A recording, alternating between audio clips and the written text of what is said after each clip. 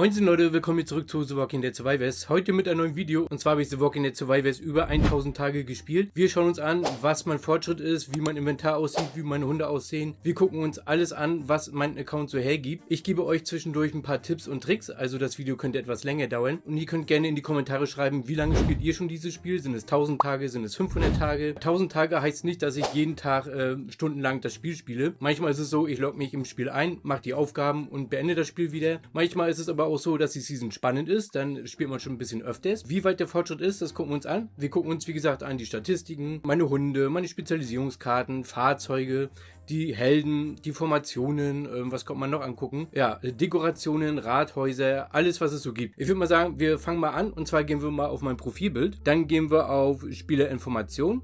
Und wir sehen, dass ich im PvP nicht so aktiv bin. Ist auch klar, wenn ich Videos mache und schneide und arbeite, Familie, Freunde etc. pp. Kann ich nicht so viel PvP machen. Deswegen habe ich hier PvP-Siege 20.000 Stück. Niederlagen habe ich 10.000 Stück.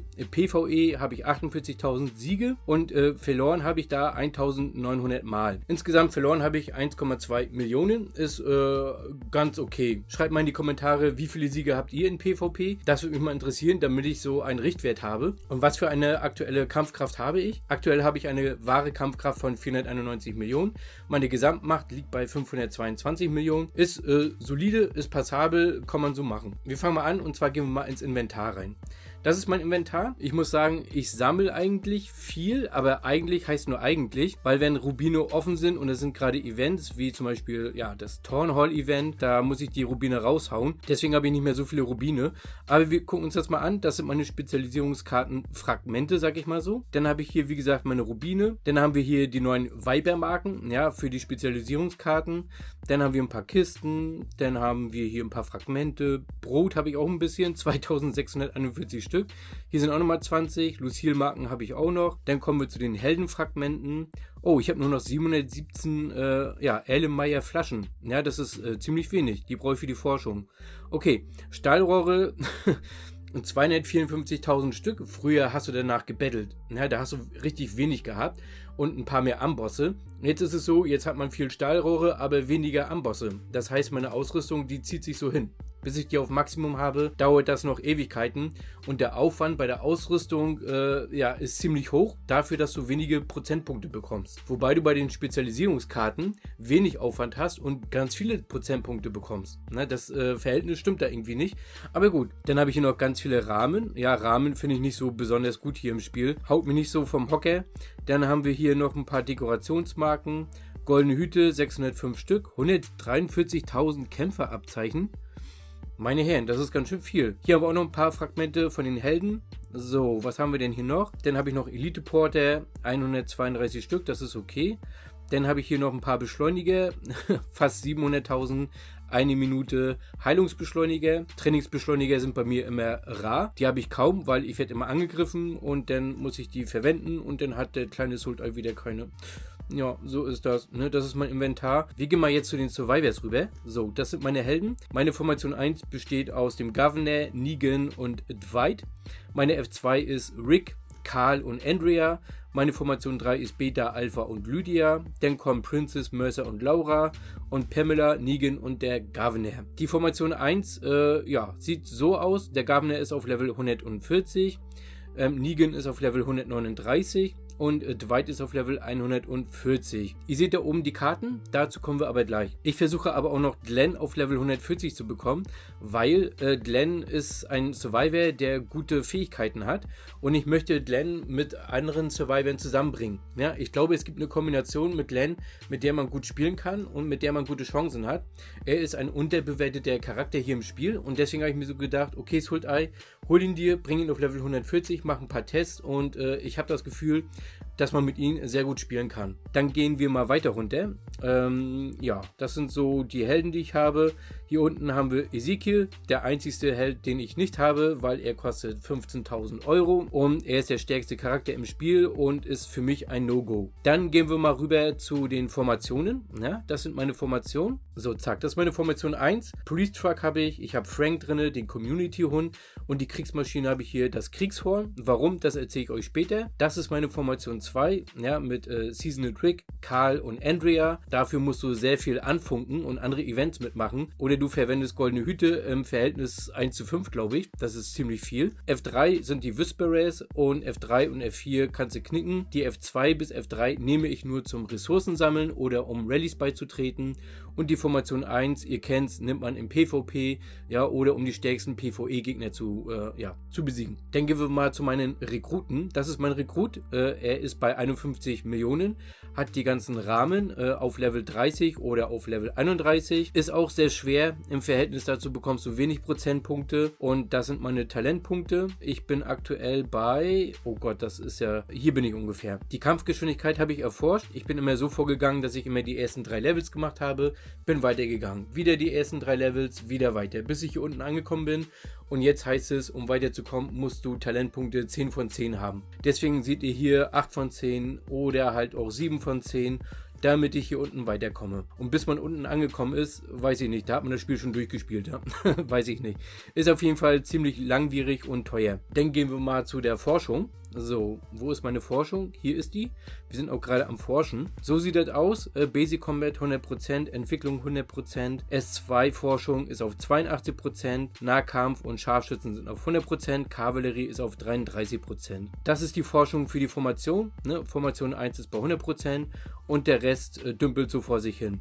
Wir gehen mal aber zu der Statue. Die Kämpferstatuen sollte man natürlich erforschen, weil hier bekommt man sehr gute Buffs, die sehr wichtig sind. Am wichtigsten ist aber die universelle Kämpferstatue. Wir gehen mal hier rein und wir sehen hier, dass sie bei Nahkampf bei 80% ist. Liegt daran, weil du brauchst viele Ressourcen, du brauchst viel Zeit, viele Beschleuniger und es zieht sich hin. Wir sehen hier unten diese Forschung und diese Forschung solltet ihr auf jeden Fall als erstes erforschen, weil diese Forschung gilt global für alle eure Formationen. Wenn ihr jetzt zum Beispiel auf Scharfschützen geht, seht ihr hier unten, ich bin hier aktuell bei 4 von 10, forsche ich auf, weil dieser Wert oder dieser Buff ist sehr wichtig. In fact, increase of damage dealing skills in all formations.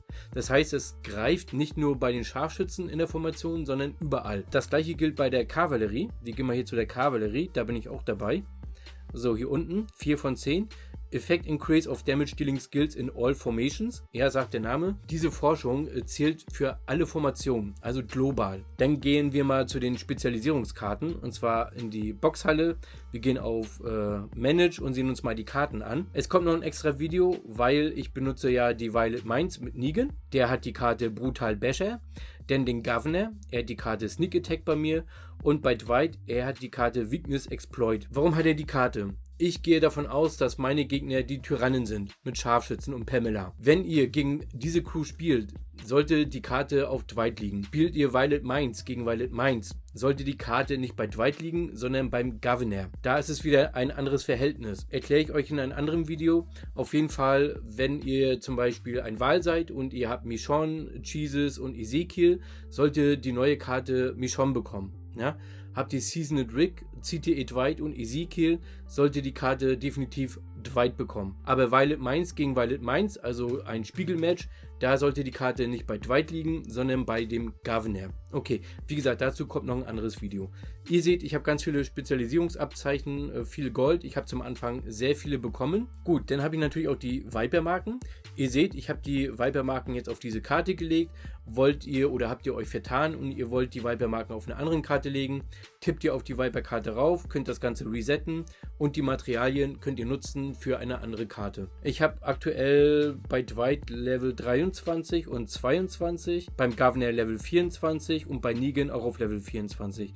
Ich versuche in allen Bereichen die Waage zu halten. Ja, weil ich bin bei den Prozentpunkten überall gleich.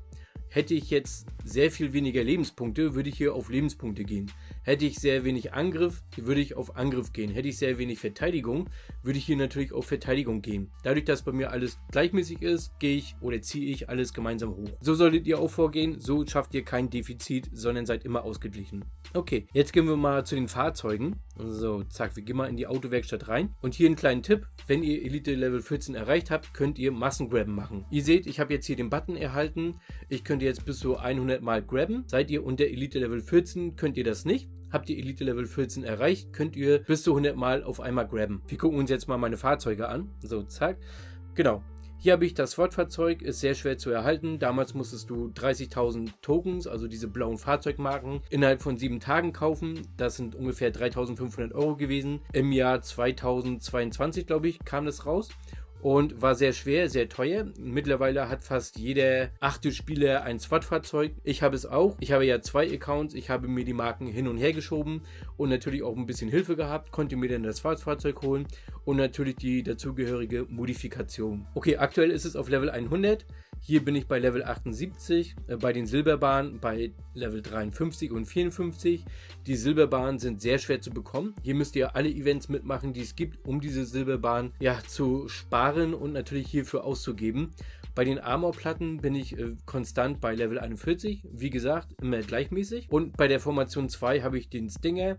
Und den level ich nur auf, wenn ich Überschuss habe. Na, also der ist nicht von Bedeutung. Jetzt gehen wir mal zu meinen Hunden. So, zack. Und zwar gibt es ja den Community-Hund. Den Namen habt ihr gegeben. Und zwar ist das der Frank. Der hat 15 Skills. Das sehen wir hier. Ich habe keinen Mischhund. Ich habe den auf Nahkämpfer ausgelegt. Der letzte Skill, den muss ich noch upgraden. Kostet, glaube ich, 102.000 Rubine. Wir können ja mal gucken. So, Upgrade. Den letzten Skill.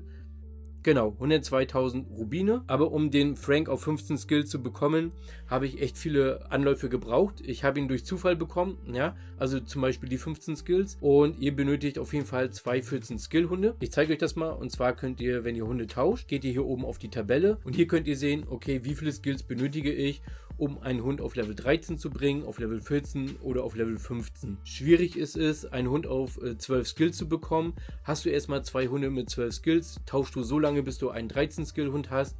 Hast du irgendwann mal 2 13-Skill-Hunde, kannst du das in der Tabelle lesen, weil 13 plus 13 sind 26 und 26 geben zu 100% einen 14-Skill-Hund. Hast du 2 14-Skill-Hunde erreicht, kannst du aus diesen 2 14-Skill-Hunden einen 15-Skill-Hund machen und zwar zu 100%. So habe ich das gemacht, hat ewig gedauert und ja, es gibt unzählige Videos davon. Okay, wir gehen mal zu Aircraft, weil Aircraft finde ich ein bisschen mühselig.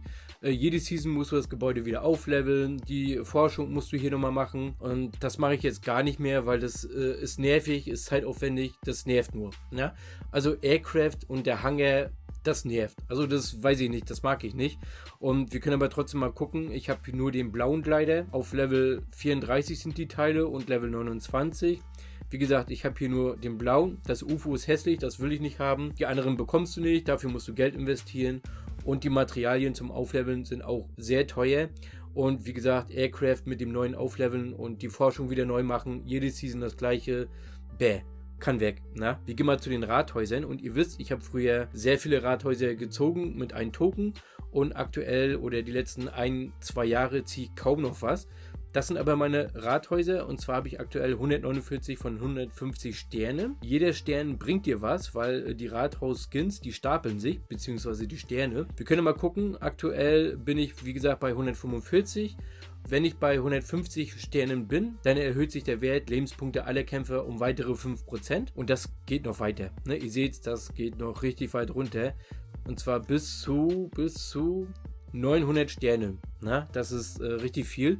Das gleiche gilt bei den Dekorationen. Hier bin ich bei 85 von 90 und hier sind die Prozentpunkte echt mickrig. Plus 1%. Also das siehst du gar nicht, das merkst du gar nicht. Genau, das ist so jetzt mein Account. Wie gesagt, schreibt mal in die Kommentare, wie euer Account aussieht. Wie ist euer Fortschritt? Seid ihr zufrieden? Spendet ihr Geld? Spendet ihr viel Geld? Wenig Geld?